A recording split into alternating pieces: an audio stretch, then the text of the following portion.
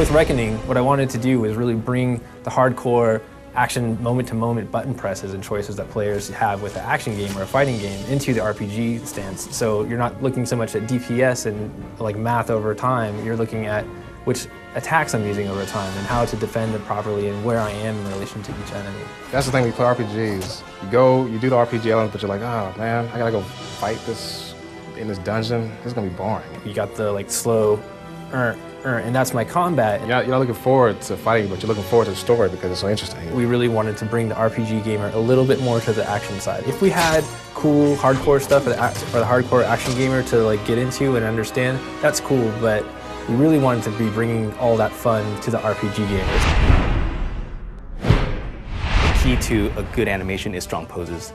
I feel like if you look at our combat, and hopefully when you freeze a frame, if you did, that you have a strong pose there. And like it's dynamic, and you can tell exactly where the swing is coming from, how heavy the weapon is, and basically how powerful the player really is. Wanted to be like badass, strong, raw power, no soft type of thing, no whimsical thing, it's all just hitting hard, mess you up, clear the room type of action. We tailored our poses and our animation to the control. Like we really try to push that as far as we possibly can. Everything about every button press is that there's pregnant action to it. Todd McFarlane really speaks well to it. Young and his team are really all about seeing each pose being strong, and then my job is to make it feel like I did that with that button press. It wasn't anybody else, that was me. So there's only one way to do an action RPG in the style that we're doing, and that's to sit the animators and designers side by side. That was like the key of making all of this possible. Designers have their own mind of how things need to be for damage and hit reacts and timing, and animators have their own mind for how to make it look good and how to make it look like it has proper weight. It's a lot of back and forth. Sometimes, we're like, all right, it's not gonna look the best, but it's gonna feel good. And designers like, okay, fine, you can have more frames, it's gonna be a little slower probably, but it's gonna look good. You see it in-game, all the fluidity of the player's moves and the NPCs and how the enemies work with the player and everything, to the sync actions, to the stealth kills, to the fate shift kills, how everything transitions so smoothly. It's a direct result of us sitting together and implementing all this stuff together.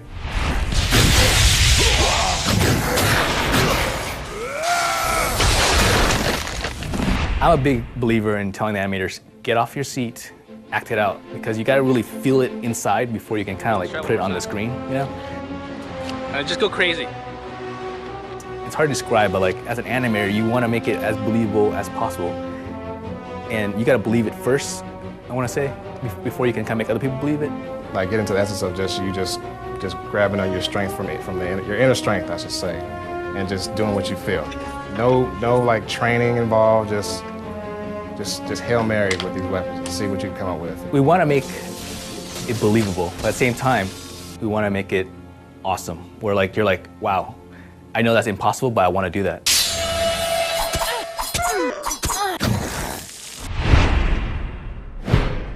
So in Reckoning, what we've done is we've built a combo system that lets the player sort of build out the combos in a way they see fit, but it's built to be balanced also at a sense of risk and reward.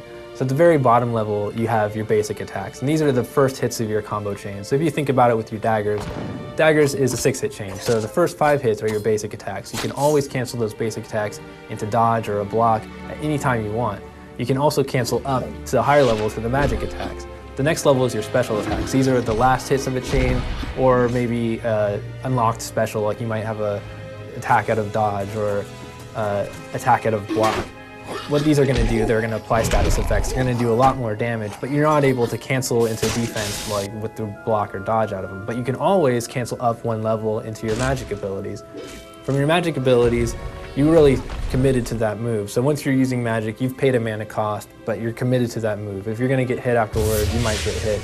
And it's going to take a while before you can block, cancel, or dodge cancel, or even attack again out of it.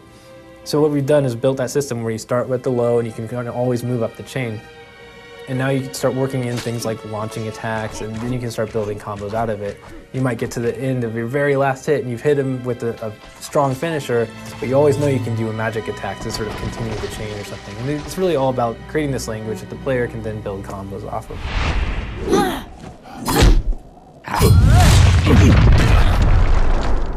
a new player comes to our game, I really do want them to see that it's an RPG. It's got all these action elements, and we've given them all these choices to sort of shape the way that they play their character and equip their character's gear and the abilities that they use. But really what I want them to discover in our game is how to express themselves in combat. You can go into Plane Reckoning without memorizing anything, you know, and you can it's more just a feel and a timing thing, which anybody can pick up easily. For me, a good game is a fun game, you know, a game that you want to keep playing, and like a game that you don't mind watching the animation, you know. Anybody can do like combinations, you know, I guess if you get good enough, you can do like a 10, 15 hit combo. But I mean, but even that said, that's easy to do. It's so easy, you know. So you just pick it up and just mess around, have fun with it, and next thing you know, you'll be kicking all kinds of ass. In any other game, they're always going to have the standard 4 attacks that they use, and that's what makes them a warrior. But in our game, I feel there's so many variations on how you can actually play that out as a warrior, whether you're using dodge or teleport or blocks or parry, or which combinations of weapons that you're actually using and magic abilities, that it really does become sort of an expression of you.